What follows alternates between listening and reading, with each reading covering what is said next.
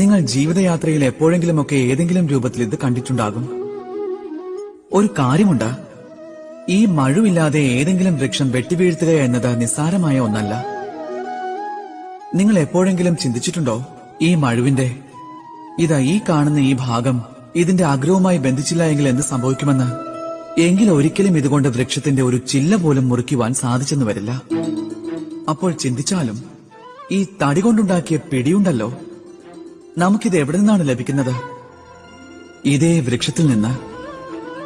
ഏത് കൊമ്പാണോ വൃക്ഷത്തിൽ നിന്നും അടർന്നു വീണത്, അതേ കൊമ്പ് തന്നെ ആയുധമായി മാറി ആ വൃക്ഷത്തിന്റെ നാശത്തിനും കാരണമാകുന്നതാണ്. ഇതുപോലെ തന്നെ നമ്മുടെ ജീവിതത്തിൽ നമ്മുടെ പ്രിയപ്പെട്ടവർ, നമ്മുടെ ബന്ധുക്കൾ, അവശ്യ സമയത്ത് നാം അവരോടൊപ്പം ഇല്ല എങ്കിൽ സംഭവിക്കുക. ഇനി അഥവാ അവർ മോശം അവസ്ഥയിലാണെങ്കിൽ ഒരിക്കലും അവരെ ഉപേക്ഷിക്കുവാൻ പാടില്ല. അവർക്ക് ആവശ്യമുള്ള മനോബലം നൽകേണ്ടത്